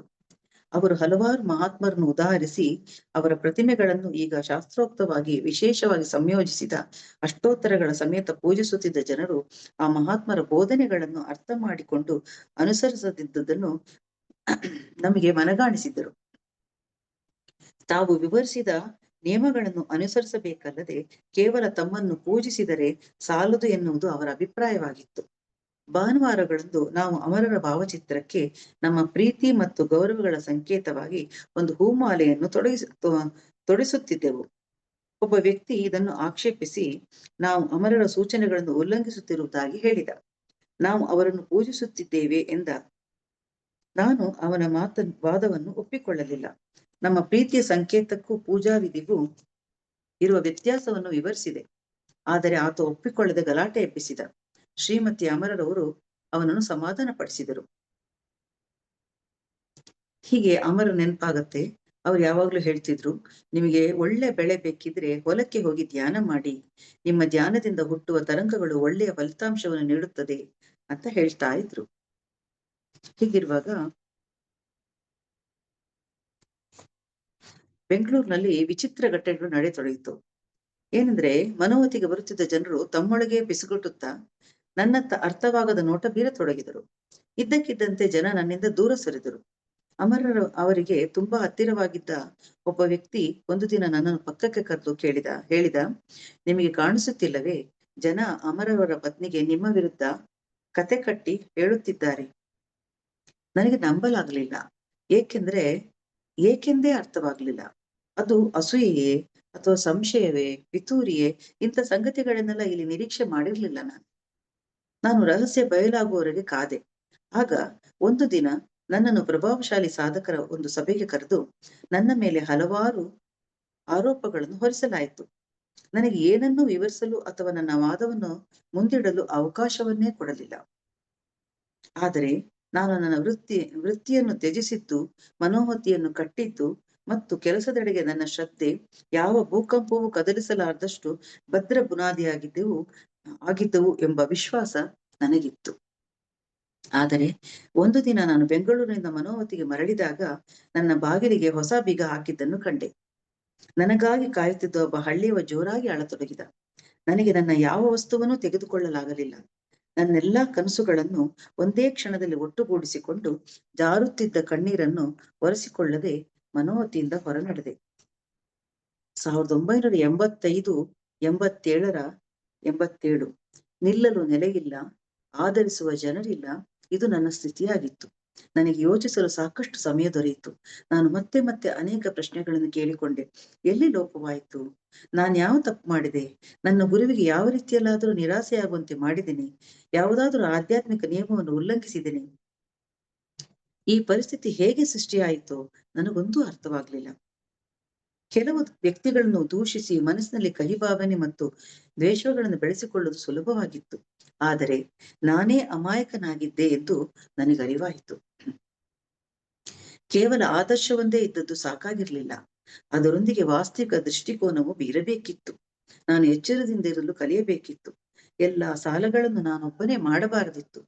ಈಗ ನನ್ನ ಕನಸುಗಳ ಜೊತೆಗೆ ನಾನು ತೀರಿಸಬೇಕಾದ ಭಾರಿ ಸಾಲಗಳೂ ಇದ್ದವು. ಅಮರರವರ ಸ್ಥಿತಿಯು ನನ್ನನ್ನು ಕಾಡಿತು. ಅವರು ನನ್ನನ್ನು ಅರ್ಥ ಮಾಡಿಕೊಂಡಿರುತ್ತಿದ್ದರು. ಅವರನ್ನು ಸಂಪರ್ಕಿಸಲು ಪ್ರಯತ್ನಿಸಿದೆ. ಅದರಲ್ಲಿ ಯಶಸ್ಸು ಕಾಣದಿದ್ದಾಗ ಅವರು ನನ್ನ ಕೈಬಿಟ್ಟರು ಎಂದುಕೊಂಡೆ. ಆಗ ಒಂದು ದಿನ ನಾನು ಧ್ಯಾನ ಮಾಡುತ್ತಿದ್ದಾಗ ಒಂದು ಧ್ವನಿ ಕೇಳಿಸಿತು. ಅದು ತುಂಬಾ ಪರಿಚಿತ ಧ್ವನಿ. ಅಮರ ಅವರು ನುಡಿದರು, ಸುಮ್ಮನುಳಿದು ಧ್ಯಾನ ಮಾಡಿ. ತಕ್ಷಣವೇ ನನಗೆ ನನ್ನೆಲ್ಲಾ ಧೈರ್ಯ ಮತ್ತು ಭರವಸೆಗಳು ಮರಳಿ ಸಿಕ್ಕವು. ಅಮರ ನನ್ನೊಂದಿಗಿದ್ದರು. ನನ್ನ ಜೊತೆಗಿಲ್ಲದ ಈ ಜಗತ್ತಿನ ಬಗ್ಗೆ ನಾನು ಚಿಂತೆ ಮಾಡಲಿಲ್ಲ. ನಾನು ಮನೆ ಬಿಟ್ಟು ಕದಲಲಿಲ್ಲ. ಯಾರನ್ನಾದರೂ ಭೇಟಿಯಾಗುವುದಾಗಲಿ ಅಥವಾ ಮುಂದಿನ ಹೆಜ್ಜೆಯ ಬಗ್ಗೆ ಯೋಚಿಸುವುದಾಗಲಿ ಮಾಡಲಿಲ್ಲ. ಸುಮ್ಮನೆ ಕಾಯುತ್ತಾ ಧ್ಯಾನ ಮಾಡುತ್ತಾ ಕುಳಿತೆ. ಒಂದು ವಾರದ ನಂತರ ಒಬ್ಬ ಹಳ್ಳಿಯವನು ನನ್ನನ್ನು ಹುಡುಕಿಕೊಂಡು ಬಂದ. ಮನೋವತಿಯಿಂದ ಕೇವಲ 1 ಕಿಲೋಮೀಟರ್ ದೂರದಲ್ಲಿ ತನ್ನ ಹಳ್ಳಿಗೆ ಬರುವಂತೆ ಆತ ನನ್ನನ್ನು ವಿನಂತಿಸಿಕೊಂಡ. ಬಹುಶಃ ಅವನಿಗೆ ಯಾವುದೋ ಸಮಸ್ಯೆಯೋ ಅಥವಾ ಬಗೆಹರಿಸಬೇಕಾದ ವಿವಾದವೋ ಇರಬೇಕೆಂದುಕೊಂಡೆ. ನಾನು ಅವನು ಹಳ್ಳಿಗೆ ಹೋದಾಗ ಆತ ನನ್ನನ್ನು ಹಳ್ಳಿಯ ಹತ್ತಿರವೇ ಇದ್ದ ತನ್ನೆಲ್ಲಾ ಜಮೀನಿಗೆ ಕರೆದೊಯ್ದ. ಯಾವ ಭಾಗವನ್ನಾದರೂ ಆರಿಸಿಕೊಂಡು ತೆಗೆದುಕೊಳ್ಳುವಂತೆ ಹೇಳಿದ. ಅವನ ಮಾತುಗಳು ನನಗಿನ್ನೂ ನೆನಪಿವೆ. ಅವನಿಂದ, ದಯವಿಟ್ಟು ಇಲ್ಲಿ ಉಳಿದು ಈ ಹಳ್ಳಿಗೆ ಬೆಳಕು ತನ್ನಿ. ಅವನ ಆಪ್ಯಾಯತೆಗೆ ನನ್ನ ಹೃದಯ ತುಂಬಿ ಬಂತು. ಜೊತೆಗೆ ಋಷಿಗಳು ನನಗೆ ನೆರವಾಗುತ್ತಿದ್ದಾರೆ ಎಂಬ ಅರಿವಾಯಿತು. ಆದರೆ ಭೂಮಿಯನ್ನು ಕೊಳ್ಳಲು ನನ್ನಲ್ಲಿ ಹಣವಿರಲಿಲ್ಲ ಮತ್ತು ನಾನು ಅದನ್ನು ಉಚಿತವಾಗಿ ಪಡೆಯಲು ಒಪ್ಪಲಿಲ್ಲ. ನಾವು ಸ್ವಲ್ಪ ಕಾಲ ಚರ್ಚಿಸಿ ಕೊನೆಗೆ ಒಂದು ಒಪ್ಪಂದಕ್ಕೆ ಬಂದೆವು. ನಾನು ಈ ಜಮೀನಲ್ಲಿ ಉಳಿದು ನನ್ನ ಜೀವನ ನಿರ್ವಹಣೆಗೆ ಮತ್ತು ಸಾಲಗಳನ್ನು ತೀರಿಸಲು ಅಲ್ಲಿ ತರಕಾರಿ ಬೆಳೆಯುವುದೆಂದು ನಿರ್ಧಾರವಾಯಿತು. ಇದು ಸ್ವಲ್ಪ ಕಾಲ ನಡೆಯಲಿ ಎಂದೆ.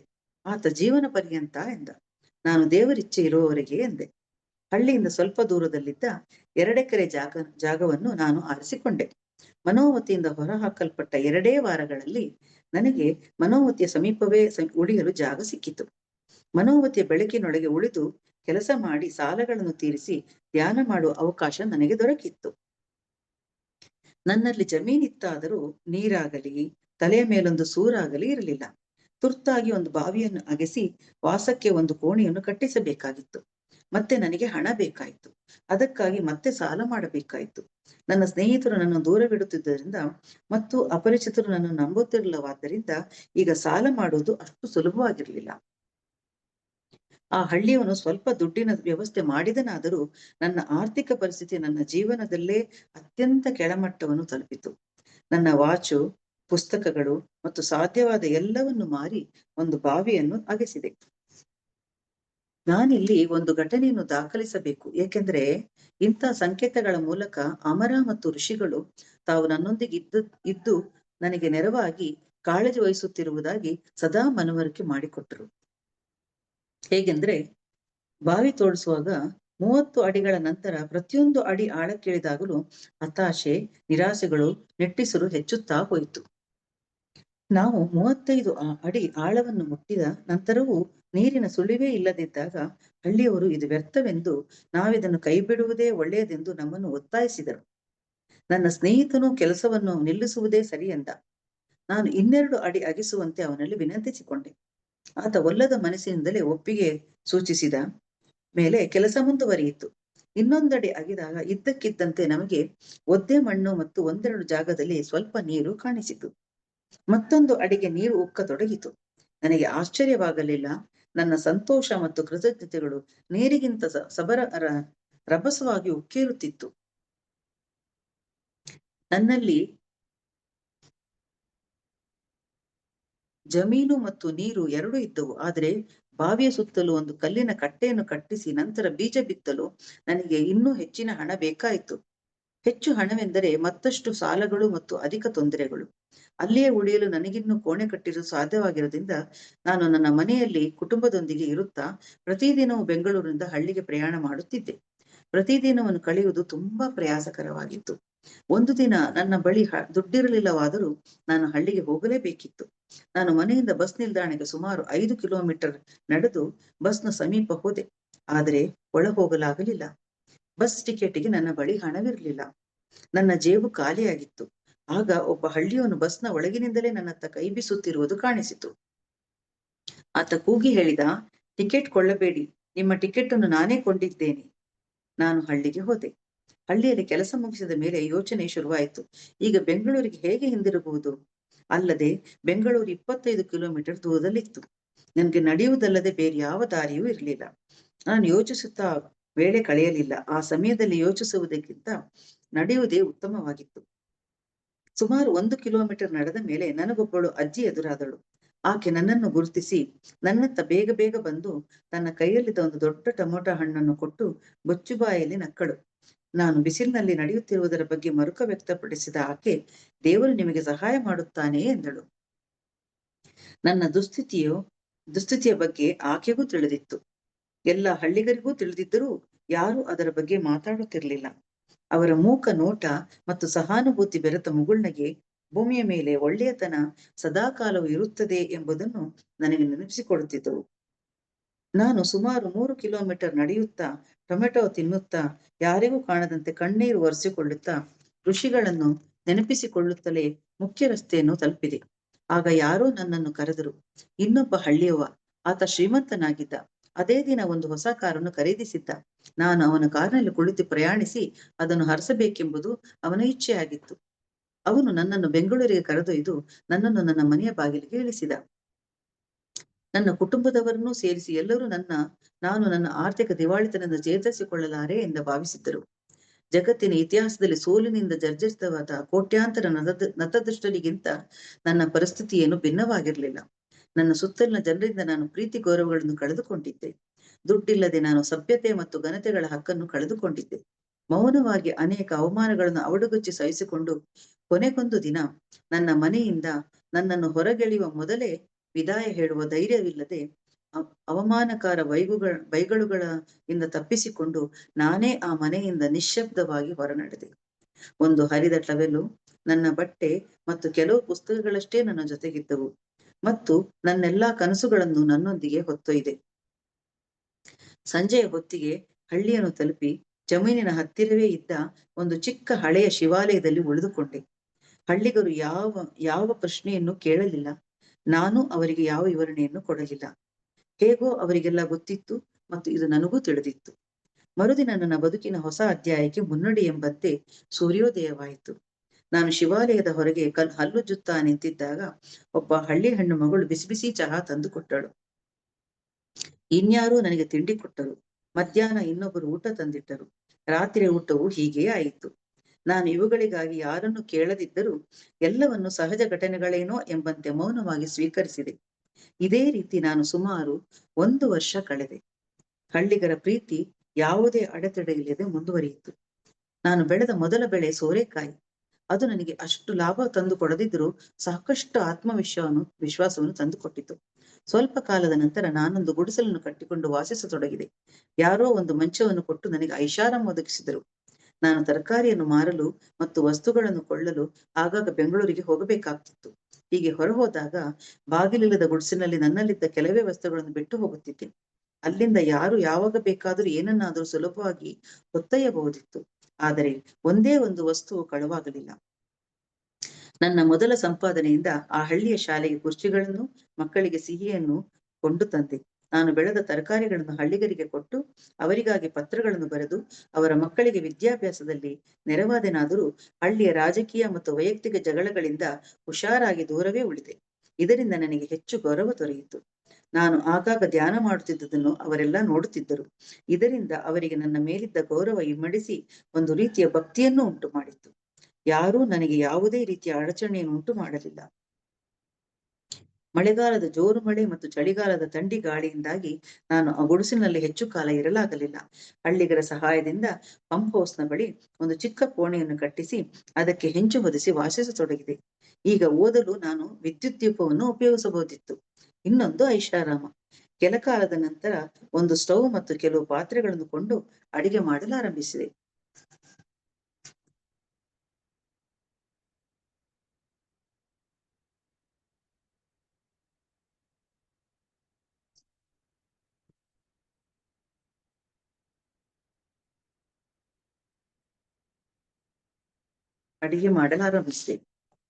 ಹೀಗೆ ಇವ್ರ ಜೀವನ ನಡೀತಾ ಇರತ್ತೆ.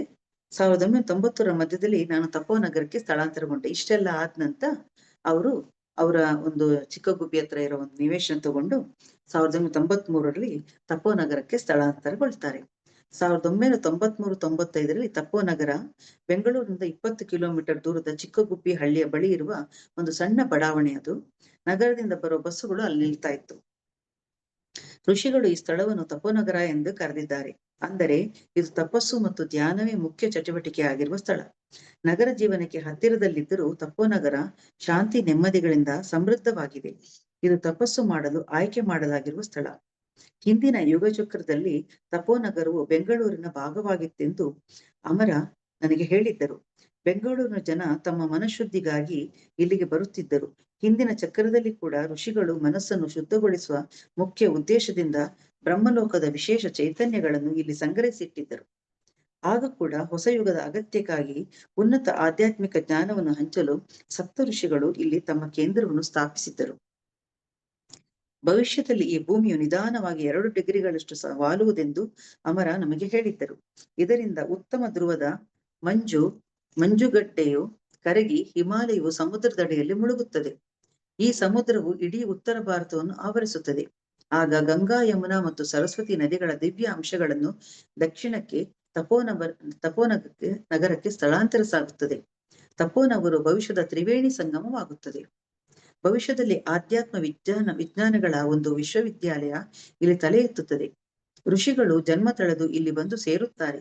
21ನೇ ಶತಮಾನದ ಆದಿಭಾಗದಲ್ಲಿ ಕೃಪಾಚಾರ್ಯರು ತಮ್ಮ ಆಶ್ರಮವನ್ನು ಇಲ್ಲಿಗೆ ಸ್ಥಳಾಂತರಿಸುತ್ತಾರೆ. ಭಗವಾನ್ ಕಲ್ಕಿ ತಮ್ಮ ಕಾರ್ಯವನ್ನು ಮುಗಿಸಿದ ನಂತರ ಹಿಮಾಲಯದಲ್ಲಿ ಋಷಿಗಳು ಈಗಾಗಲೇ ಆರಿಸಿ ಸಿದ್ಧಗೊಳಿಸಿರುವ ಸ್ಥಳದಲ್ಲಿ ವಿಶ್ರಮಿಸುವ ಮೊದಲು ಇಲ್ಲಿಗೆ ಖುದ್ದಾಗಿ ಬರುತ್ತಾರೆ. ಅಮರ ತಪೋನಗರದ ಬಗ್ಗೆ ಇನ್ನೂ ಬಹಳಷ್ಟು ಸಂಗತಿಗಳನ್ನು ತಿಳಿಸಿದ್ದರು. ತಪೋನಗರವೆಂದರೆ ನಾವೀಗ ವಾಸಿಸುತ್ತಿರುವ ಸ್ಥಳವಾಗಲಿ ಅಥವಾ ನಿಧಾನವಾಗಿ ಬೆಳೆಯುತ್ತಿರುವ ಚಿಕ್ಕ ಬಡಾವಣೆ ಆಗಲಿ ಅಲ್ಲ. ಅದು ನಮ್ಮ ಜಾಗದ ಜೊತೆಗೆ ಮನೋವತಿ ಮತ್ತು 3 ಹಳ್ಳಿಗಳನ್ನು ಸುತ್ತುವರಿದ ಸುಮಾರು 1.5 ಕಿಲೋಮೀಟರ್ ವ್ಯಾಸಾರ್ಧದ ವಿಶಾಲವಾದ ಸ್ಥಳ. ನಾವು 1993ರಿಂದ ಪ್ರಾರಂಭಿಸಿ ಒಂದು ದೊಡ್ಡ ಗೋಲಾಕಾರದ ಅತ್ಯಂತ ಶಕ್ತಿಶಾಲಿ ಆಧ್ಯಾತ್ಮಿಕ ವಲಯವನ್ನು ಇಲ್ಲಿ ನಿರ್ಮಿಸಿದ್ದೇವೆ. ಋಷಿಗಳು ಇದಕ್ಕೆ ಮಾನಸಿ ವಲಯ ಎಂದು ಹೆಸರಿಟ್ಟಿದ್ದಾರೆ. ಆ ವಲಯದ ಉಸ್ತುವಾರಿಗೆ ಅವರೊಬ್ಬ ದೇವತೆಯನ್ನು ಕರೆತಂದು ಆಕೆಗೆ ಮಾನಸಿ ಎಂದು ಹೆಸರಿಟ್ಟಿದ್ದಾರೆ. ಕಾಲ ಕಾಲಕ್ಕೆ ಇತರ ಲೋಕಗಳಿಂದ ಇಲ್ಲಿಗೆ ಬರುವ ವಿಶಿಷ್ಟ ಋಷಿಗಳು ಮತ್ತು ನಮ್ಮ ಋಷಿಗಳು ಇಲ್ಲಿ ವಿವಿಧ ಲೋಕಗಳ ಚೈತನ್ಯಗಳನ್ನು ಸಂಗ್ರಹಿಸಿಟ್ಟಿದ್ದಾರೆ. ಜೊತೆಗೆ ಇಲ್ಲಿ ಇನ್ನೊಂದು ಶಂಬಲದ ನಿರ್ಮಾಣಕ್ಕೆ ನೆರವಾಗುವ ಪರಿಸ್ಥಿತಿಗಳನ್ನುಂಟು ಮಾಡಲು ಋಷಿಗಳು ಶಂಬಲದ ಚೈತನ್ಯಗಳನ್ನು ತಂದಿದ್ದಾರೆ. ತಪೋನಗರವು ತಪಸ್ಸಿನ ನೆಲವಾಗಿ ಹೊಸ ಯುಗದ ದಾರಿದೀಪವಾಗಿ ಬೆಳಗುತ್ತದೆ. ತಪೋನಗರದಲ್ಲಿ ನಾನೊಂದು ಚಿಕ್ಕ ಮನೆಯನ್ನು ಕಟ್ಟಿಸಿದೆ. ಜೊತೆಗೆ ಒಂದು ಧ್ಯಾನ ಸಭಾಂಗಣವನ್ನು ಕಟ್ಟಿಸಿದೆ. 1994ರ ಜನವರಿಯಿಂದ ತಪೋನಗರದಲ್ಲಿ ಧ್ಯಾನ ತರಗತಿಗಳನ್ನು ಪ್ರಾರಂಭಿಸಿದೆ. ಜನರು ತರಗತಿಗಳಿಗಾಗಿ, ಆಧ್ಯಾತ್ಮಿಕ ಮಾರ್ಗದರ್ಶನಕ್ಕಾಗಿ ಮತ್ತು ಸುಮ್ಮನೆ ದೀರ್ಘಕಾಲ ಧ್ಯಾನಿಸುವ ಸಲುವಾಗಿ ತಪೋನಗರಕ್ಕೆ ಬರತೊಡಗಿದರು. ತಪೋನಗರವು ಜೀವ ತಳೆಯಿತು. ಅಮರ ನನ್ನ ಜೀವನವನ್ನು ಸಂಪೂರ್ಣವಾಗಿ ಆವರಿಸಿಕೊಂಡರು. ಅವರು ನನ್ನನ್ನು ಪ್ರತಿಯೊಂದು ವಿವರದಲ್ಲೂ ಮಾರ್ಗದರ್ಶಿಸಿದರು. ತಪೋನಗರ ಮತ್ತು ಬೆಂಗಳೂರಿನ ಕೇಂದ್ರಗಳ ಪ್ರತಿಯೊಂದು ತರಗತಿಗೂ ಅವರು ಹಾಜರಾದರು. ಅವರು ಬೇರೆ ಭೂಮಿಗಳಿಂದ ಕರೆತಂದ ವಿಶಿಷ್ಟ ಋಷಿಗಳು ಸೂಕ್ಷ್ಮ ವಲಯದಲ್ಲಿ ಹೋಮಗಳನ್ನು, ಯಜ್ಞಗಳನ್ನು ನಡೆಸಿ ತಪೋನಗರದ ಆಧ್ಯಾತ್ಮಿಕ ವಲಯವನ್ನು ಸಶಕ್ತಗೊಳಿಸಿದರು.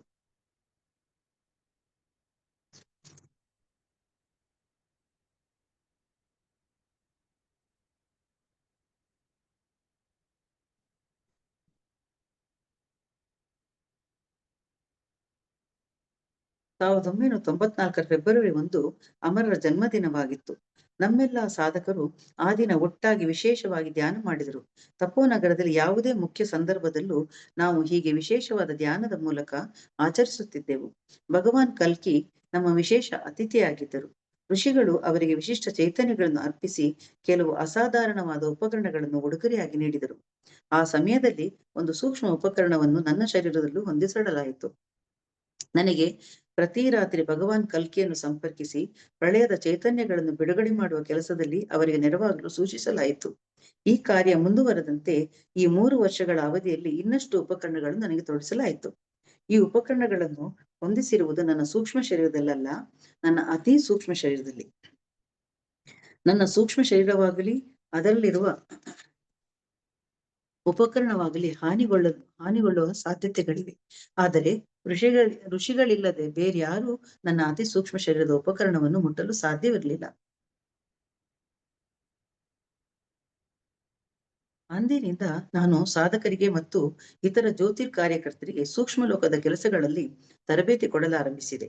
ಕೆಲವೊಮ್ಮೆ ಅವರನ್ನು ಶಂಬಲಕ್ಕೆ ಕರೆದೊಯ್ಯತೊಡಗಿದೆ. ಊರ್ಧ್ವ ಲೋಕಗಳಿಂದ ಚೈತನ್ಯಗಳನ್ನು ಕೆಳತಂದು ಅವುಗಳನ್ನು ಭೂಮಿಯಲ್ಲಿ ಹಂಚುವ ಕೆಲಸಗಳನ್ನು ಸ್ವತಂತ್ರವಾಗಿ ಮಾಡಿದೆ. ಇನ್ನೂ ಹಲವಾರು ಸ್ವತಂತ್ರ ಕಾರ್ಯಗಳನ್ನು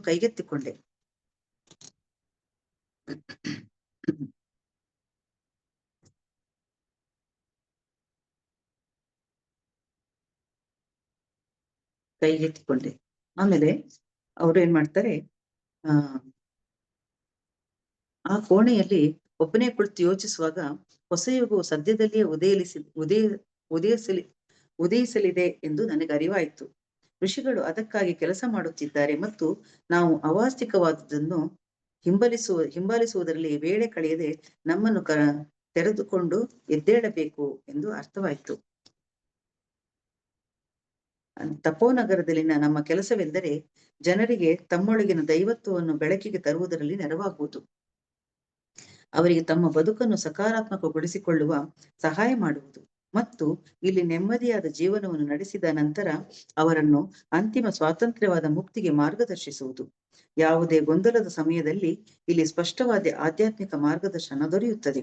ಇದು ತಪಸ್ಸು ಮಾಡಲು ಇರುವಂತಹ ಸ್ಥಳ.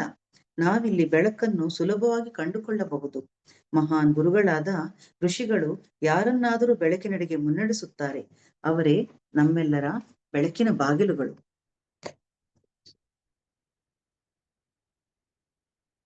ಈ ಪುಸ್ತಕವನ್ನು ಬರೆದ ಕೃಷ್ಣಾನಂದರು 2012ರಲ್ಲಿ ದೇಹತ್ಯಾಗ ಮಾಡಿದರು.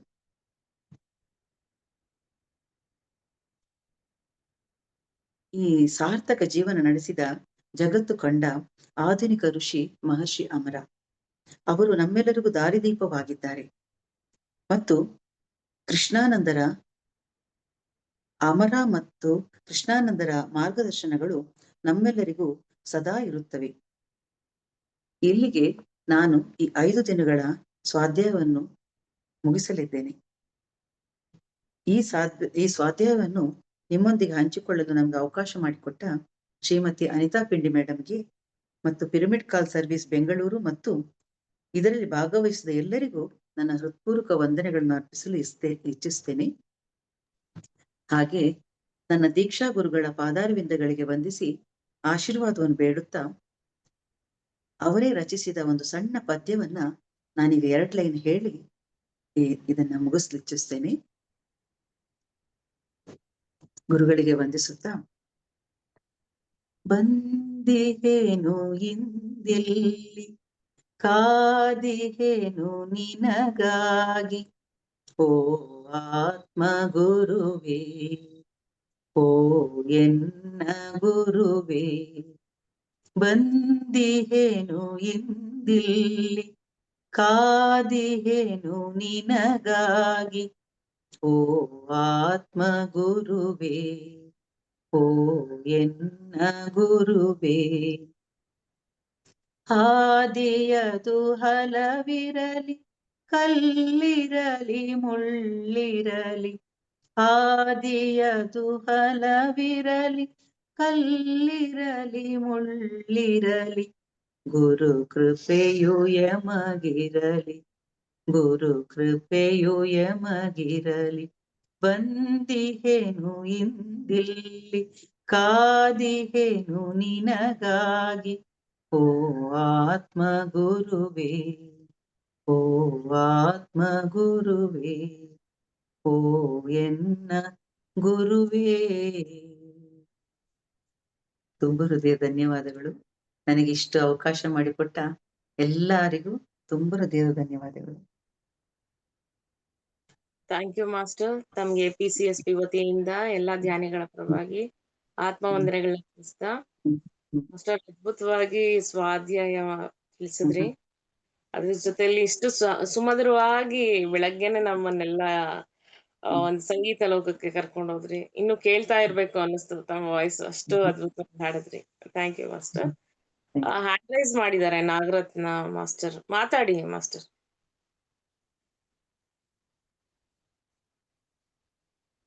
ಮಾತಾಡಿ ಅಮ್ಮ. ನಮಸ್ತೆ ಮೇಡಮ್. ನಮಸ್ತೆ ಮೇಡಮ್. ತುಂಬಾ ಚೆನ್ನಾಗಿ ಕೃಷ್ಣಾನಂದ್ ಅವರು ಅಮರರವರ ಬಗ್ಗೆ ಹೇಳಿದ್ದ ತುಂಬಾ ಅದ್ಭುತವಾಗಿ ಜ್ಞಾನ ತಿಳಿಸ್ಕೊಟ್ರಿ. 5 ದಿವಸದಿಂದಲೂ ತುಂಬಾನೇ ಚೆನ್ನಾಗಿ ನಮ್ಗೆ ಇಂಟ್ರೆಸ್ಟ್ ಆಗಿ ಕೇಳ್ಬೇಕು ಅನ್ನೋದು ಅಷ್ಟು ಚೆನ್ನಾಗಿ ಹೇಳ್ತಾ ಇದ್ರಿ. ಪ್ರತಿ ಒಂದನ್ನು ನಾವು ತಿಳ್ಕೊಂಡೇ ಇರ್ಲಿಲ್ಲ. ಅಮರರವರ ಬಗ್ಗೆ, ಕೃಷ್ಣಾನಂದ್ ಅವರ ಬಗ್ಗೆ, ಅವರ ಸಾಧನೆ ಕಲ್ಲು ಮುಳ್ಳು 2 ಇದ್ರೂ ಕೂಡ ಅವರು ಅದನ್ನ ದಾಟಿ ಮುಂದಕ್ಕೆ ಬರ್ತಾರಲ್ಲ, ಅದು ತುಂಬಾ ಚೆನ್ನಾಗಿತ್ತು. ಅವರು ಅನಾರೋಗ್ಯದಲ್ಲಿದ್ದಾಗ ಅವರು ವಿಶ್ವಾಮಿತ್ರರು ಸಹಾಯ ಮಾಡಿದ್ದು, ಹೊಟ್ಟೆಯಲ್ಲಿ ಅನೇನ ಕ್ಷುದ್ರ ವ್ಯಕ್ತಿ ಇದ್ದ, ಅದು ಶಸ್ತ್ರಚಿಕಿತ್ಸೆಯಲ್ಲಿ ತೆಗಿತಾರೆ ಅಂತ ಎಲ್ಲ ಹೇಳಿದ್ರಿ. ಶ್ರೀಕೃಷ್ಣ ಪರಮಾತ್ಮ ಅವ್ರನ್ನ ಸಹಾಯಕ್ಕೆ ಇರ್ತಾರೆ ಯಾವಾಗ್ಲೂ. ಎಲ್ಲ ಚೆನ್ನಾಗಿತ್ತು, ಪ್ರತಿ ಒಂದು ಚೆನ್ನಾಗಿತ್ತು. ಅವರ ಅಮರರವರ ದೇಹತ್ಯಾಗ ಮಾಡಿ ಅವರ ಇದು ಭಾವಚಿತ್ರಕ್ಕೆ ಪೂಜೆ ಬೇಡ ನನಗೆ, ನನ್ನ ಬೋಧನೆಗಳನ್ನ ಅನುಸರಿಸ್ರಿ ಅಂತ ಹೇಳ್ತಾರಲ್ಲ, ಅದಂತೂ ತುಂಬಾ ಚೆನ್ನಾಗಿತ್ತು. ಪೂಜೆಯಿಂದ ಏನು ಉಪಯೋಗ ಇಲ್ಲ, ನನ್ನ ಬೋಧನೆಗಳನ್ನ ನೀವು ಅಳವಡಿಸ್ಕೊಂಡ್ರೆ ಅದರಿಂದ ನಿಮಗೆ ಜ್ಞಾನ ಬರುತ್ತೆ ಅಂತ ಎಲ್ಲ ಚೆನ್ನಾಗಿ ಹೇಳ್ತಾರೆ ಅವರು. ಚೆನ್ನಾಗಿತ್ತು ಎಲ್ಲದು. ಇವ್ರು ಕೃಷ್ಣಾನಂದ್ ಅವ್ರು ಬಾವಿ ತೆಗಿಸ್ದಾಗ ಹಣನೇ ಇರಲ್ಲ ಅವ್ರ ಹತ್ರ. ಹಣ ಇಲ್ಲದೆ ಅವ್ರು ನಡ್ಕೊಂಡು ದಾರಿಲಿ ಹೋಗ್ಬೇಕಾದ್ರೆ ಅಜ್ಜಿ ಒಂದು ಟೊಮೊಟೊ ಕೊಡ್ತಾರೆ ಅಂತ, ಅವೆಲ್ಲ ಎಷ್ಟು ಒಂಥರ ರೋಮಾಂಚನ ಆಗುತ್ತೆ, ಕಣ್ಣಲ್ಲಿ ನೀರ್ ಬರುತ್ತೆ ನಮ್ಗೆ. ಅಷ್ಟು ಅವ್ರು ಕಷ್ಟಪಟ್ಟಿರ್ತಾರೆ ನೋಡ್ರಿ, ಎಷ್ಟು ಇದು ಮಾಡ್ತಾರೆ. ಊಟ ತಿಂಡಿ ಇಲ್ದೆ ಎಲ್ಲದೂ ಒಂದ್ ಗುಡಿಸ್ಲಲ್ಲಿ ಇರ್ತಾರೆ ಅಂತ ಎಲ್ಲ ಹೇಳಿದ್ರಿ. ಹಾ, ತರಕಾರಿ ಬೆಳೆದ್ಬಿಟ್ಟು ಬಡ ವಿದ್ಯಾರ್ಥಿಗಳಿಗೆ ಅವರು ಸಹಾಯ ಮಾಡ್ತಾರೆ, ಸ್ಕೂಲಿಗೆ ಎಲ್ಲ ಚೆನ್ನಾಗಿತ್ತು. ಒಂದು ಮನೋಮತಿ ಅಂತಂದ್ರೆ ಅದೊಂದು ಆಧ್ಯಾತ್ಮಿಕ ಕ್ಷೇತ್ರ. ಅಲ್ಲಿ ಕಷ್ಟದ ದಿನಗಳೇ ಜಾಸ್ತಿ ಇದ್ವು ಅಂತ, ಕಷ್ಟದ ದಿನಗಳನ್ನೆಲ್ಲ ಅವರು ಎಷ್ಟು ನಿಭಾಯಿಸ್ಕೊಂಡು ಹೋಗ್ತಾರೆ ಅನ್ನೋದು ತುಂಬಾ ಚೆನ್ನಾಗಿತ್ತು. ಆ ತಪೋನಗರ ಆಧ್ಯಾತ್ಮಿಕ ಕ್ಷೇತ್ರವಾಗಿ ಮಾಡ್ತಾರೆ, ಧ್ಯಾನ ಮಂದಿರ ಕಟ್ಟೋದು ಎಲ್ಲ ತುಂಬಾ ಚೆನ್ನಾಗಿ ಅದ್ಭುತವಾಗಿ ತಿಳಿಸ್ಕೊಟ್ರಿ. ಸ್ವಾಧ್ಯಾಯ ಚೆನ್ನಾಗಿತ್ತು ಮೇಡಮ್, ಚೆನ್ನಾಗಿ ಹೇಳಿದ್ರಿ ಕೂಡ. ತುಂಬಾ thank you madam, thank you. Kavitha madam ನಿಮ್ಗೂ thank you madam. Anitha madam thank you. ಚೆನ್ನಾಗಿತ್ತು. ನಾನು 5 ದಿವಸದಿಂದಲೂ ಕೂಡ ಒಂದು ದಿವಸನೂ ಮಿಸ್ ಮಾಡದೆ ಕೇಳ್ತಾ ಇದ್ದೆ. ಇಂಟ್ರೆಸ್ಟ್ ಆಗಿ ನನಗೆ ಇವತ್ತು ಏನ್ ಹೇಳ್ತಾರೆ ಅನ್ನೋ ಕುತೂಹಲ ಇರೋದು. ಕೂತ್ಕೊಂಡು ಎಲ್ಲ ಕೇಳ್ತಾ ಇದ್ದೇನೆ. ಚೆನ್ನಾಗಿ ಹೇಳ್ತಾ ಇದ್ರಿ ನೀವು ಕೂಡ. ಚೆನ್ನಾಗಿತ್ತು ಮೇಡಮ್. Thank you madam. ಧನ್ಯವಾದಗಳು. Thank you. Shantha master, Ratnamma master special ಏನಂದ್ರೆ ಅವ್ರು ಇನ್ನೊಂದ್ಸಲಿ ರಿವಿಷನ್ ಮಾಡ್ಬಿಡ್ತಾರೆ ಎಲ್ಲಾ ಧ್ಯಾನಿಗಳಿಗೂ, ಇನ್ನ ಕ್ಲಾರಿಟಿ ಕೊಟ್ಬಿಡ್ತಾರೆ. ಯಾವಾಗ್ಲೂ ಅಷ್ಟೇ ವಿವರಣೆ ಕೊಡ್ತಾರೆ. ಹೌದು, ಮೆಮೊರೈಸ್ ಆಗುತ್ತೆ, ಕುತ್ಕೊಳ್ಳುತ್ತೆ ನಮ್ಗೆ ಆ ಸ್ಟೋರಿ. ಎಲ್ಲಾ ಧ್ಯಾನಿಗಳಿಗೂ ತುಂಬಾ ಅವಶ್ಯಕತೆ ಇರೋಂತ ಸಬ್ಜೆಕ್ಟ್ ಗಳಿದೆಲ್ಲ. ಮಾಸ್ಟರ್ಸ್ ಬಯೋಗ್ರಫಿ, ಆಟೋಬಯೋಗ್ರಫಿ ಇದೆಲ್ಲ ನಾವ್ ಕೇಳ್ತೀವಿ ಅಂದ್ರೆ ನಾವ್ ಎಷ್ಟು ತಾಳ್ಮೆಯಿಂದ ಇರ್ಬೇಕು, ನಮ್ಗೆ ಎಷ್ಟು ಪರೀಕ್ಷೆಗಳು ಬರುತ್ತೆ ಧ್ಯಾನ ಸ್ಟಾರ್ಟ್ ಆದ್ರೆ ಅನ್ನೋದೆಲ್ಲ ಅರ್ಥ ಆಗುತ್ತೆ. ಅಂದ್ರೆ ಅವರಿಗೆ ಸೆಂಟ್ರಲ್ ಗವರ್ಮೆಂಟ್ ಅಲ್ಲಿ ಕೆಲಸ ಮಾಡಿದವರು, ಸುಖವಾಗಿದ್ದವರು, ಅವರು ಎಷ್ಟು ಕಷ್ಟಗಳನ್ನ ಹೆಜ್ಜೆ ಹೆಜ್ಜೆ ಕಷ್ಟ ಅಂತ ಅನ್ಕೊಳ್ಳೋದೇ ಇಲ್ಲ. ಅವರು ಕಷ್ಟ ಅನ್ಕೊಳ್ಳೋದೇ ಇಲ್ಲ. ಪ್ರತಿ ನಿಮಿಷ ಕೂಡ ಅವರು ಅದನ್ನ ಸಂತೋಷವಾಗಿ ಸ್ವೀಕಾರ ಮಾಡ್ತಾರೆ. ಅಂದ್ರೆ ನಾನ್ ಬಂದಿರೋದೇ ಅದಕ್ಕಾಗಿ ಅನ್ನೋದನ್ನ ಅವರು ಸಾಧನೆ ಮಾಡ್ತಾ ಹೋಗ್ತಾರೆ. ಸಾಧನೆ ಅನ್ನೋದು ಎಷ್ಟು ಮುಖ್ಯ. ನಮ್ಗೆ ಪತ್ರಿಜಿಗಳು ಹೇಳೋ ಹಾಗೆ ಅವರು ಕೂಡ ಅವರನ್ನ ಒಂದು ವಿಗ್ರಹವಾಗಿ ಮಾಡ್ಬೇಕು, ಪೂಜೆ ಮಾಡ್ಬೇಕು ಅಂತ ಯಾವತ್ತೂ ಬಯಸ್ಲಿಲ್ಲ. ಅದನ್ನೇ ಅಮರರು ಕೂಡ ಹೇಳಿದ್ದಾರೆ. ಅಂದ್ರೆ ಆ ಒಂದು ಋಷಿ ಪರಂಪರೆ ಹಾಗೆ ಬಂದಿದೆ ನೋಡಿ. ಪ್ರತಿಯೊಬ್ರು ಅದನ್ನೇ ಹೇಳ್ತಾರೆ. ಅದೇ ರೀತಿ ಅಂದ್ರೆ ಇದೆಲ್ಲ ನಮ್ಗೆ ಎಷ್ಟು ಪಾಠ ಅಂದ್ರೆ ಪ್ರತಿ ನಿಮಿಷ ಕಲಿಬೇಕು. ದೇವ್ರನ್ನ ಪೂಜೆ ಮಾಡಬಾರ್ದು ಅಂತಲ್ಲ, ಆದ್ರೆ ನಮ್ಗೆ ಅರ್ಥ ಆಗಿರ್ಬೇಕಷ್ಟೆ. ಅದನ್ನ ಅರ್ಥ ಮಾಡಿ ಮಾಡ್ಬೇಕು ಅನ್ನೋದನ್ನ ಪ್ರತಿಯೊಂದು ಹೆಜ್ಜೆಯಲ್ಲಿ ಅವ್ರು ಹೇಳ್ತಾ ಹೋಗ್ತಾರೆ. ತುಂಬಾ ಒಂದು ಒಳ್ಳೆ ವಿಷಯಗಳು. ಪ್ರತಿ ಪದಗಳು ಕೂಡ ನಾವು ಆರಿಸಿ ಆರಿಸಿ ನಮ್ಮೊಳಗೆ ತಗೊಳ್ಬೇಕು ನಾವು. ಇದು ನಾವು ಮಾಡ್ಬೇಕಾಗಿರೋ ಸಾಧನೆ ಅಂತ ನನಗೆ ಅನ್ಸುತ್ತೆ. ತುಂಬಾ ಥ್ಯಾಂಕ್ ಯು ಮೇಡಮ್, ತುಂಬಾ ಚೆನ್ನಾಗಿತ್ತು. ಬಹಳ ತಿಳಿಸ್ಕೊಟ್ರಿ ಮಾಸ್ಟರ್. ಮಾಸ್ಟರ್ ಇನ್ನು ಯಾರಾದ್ರೂ ಅನುಭವ ಹಂಚಿಕೆ ಅಥವಾ ಕ್ವಶನ್ ಇದ್ರೆ ಕೇಳ್ಬೋದು ಮಾಸ್ಟರ್ನ. ಹ್ಯಾಂಡ್ ರೈಸ್ ಮಾಡಿ, ಅನ್ಮ್ಯೂಟ್ ಮಾಡ್ಕೊಳ್ಳಿ.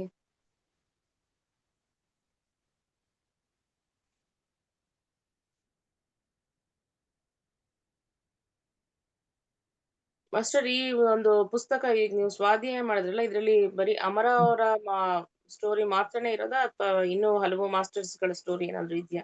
ಇಲ್ಲ, ಅಮರರದೇ ನಾನು ಆರಿಸ್ಕೊಂಡಿದ್ದು, ಅಮರರದೇ ಹೇಳಿದ್ದು. ಇದು ಬೆಳಕಿಗೆ ಬಾಗಿಲುಗಳು ಅಂತ ಹೇಳಿ ಕೃಷ್ಣಾನಂದರ ಪುಸ್ತಕ. ಅದರಿಂದ ನಾನು ಆರಿಸ್ಕೊಂಡು ಅಮರರದೇ ಹೇಳಿರೋದು ಫುಲ್. ಅಂದ್ರೆ ನಾನು ತಗೊಂಡಿರೋ ವಿಷಯನೇ ಮಹರ್ಷಿ ಅಮರ, ಜಗತ್ ಕಂಡ ಶ್ರೇಷ್ಠ ಋಷಿ ಅಂತ. ಹಾಗಾಗಿ ಅವ್ರ ಬಗ್ಗೆನೇ ಇದ್ರಲ್ಲಿ ಪೂರ್ತಿ ಇರೋದು, ಅವ್ರ ಬಗ್ಗೆನೇ ನಾನು ಹೇಳಿರೋದು. ಮಾಸ್ಟರ್ ಅದ್ಭುತವಾಗಿ ತಿಳಿಸ್ಕೊಟ್ರಿ. ಯಾರು ಹ್ಯಾಂಡ್ ರೈಸ್ ಮಾಡಿಲ್ಲ. ರಮ್ಯಾ ಮಾಸ್ಟರ್ ಹೆಂಗ್ ಮಾಡ್ಬೋದಾ ಸೆಷನ್? ಯಾರು ಹ್ಯಾಂಡ್ ರೈಸ್ ಇಲ್ಲ. ಇಷ್ಟೊತ್ತು ಎಲ್ಲ ಆತ್ಮಬಂಧುಗಳು ಅತ್ಯುತ್ತಮವಾದಂತಹ ಸತ್ಸಂಗದಲ್ಲಿ ಪಾಲ್ಗೊಂಡಿದ್ವಿ. ಅತ್ಯುತ್ತಮವಾದ ಸ್ವಾಧ್ಯಾಯವನ್ನು ಸಹ ಮಾಡಿದ್ವಿ, ಧ್ಯಾನವನ್ನು ಸಹ ಮಾಡಿದ್ವಿ. ಶಾಂತಲಾ ಮಾಸ್ಟರ್ ಅವರಿಗೆ PCSP ವತಿಯಿಂದ, ಶಾಂತಾ ಮುರಳೀಧರ್ ಅವರಿಗೆ PCSP ವತಿಯಿಂದ ಮತ್ತು ಧ್ಯಾನ ಎಲ್ಲ ಆತ್ಮಬಂಧುಗಳ ಪರವಾಗಿ ಆತ್ಮವಂದನೆಗಳನ್ನ ತಿಳಿಸ್ತಾ, ಹಾಗೂ ಯೂಟ್ಯೂಬ್ ಮತ್ತು ಝೂಮ್ ಅಲ್ಲಿ ವೀಕ್ಷಿಸತಕ್ಕಂತ ಎಲ್ಲ ಧ್ಯಾನಿಗಳಿಗೆ PCSP ವತಿಯಿಂದ ಅನಂತ ಧನ್ಯವಾದಗಳನ್ನ ತಿಳಿಸ್ತಾ ಏನ್ ಮಾಡೋಣ ಮಾಸ್ಟರ್ಸ್. Thank you.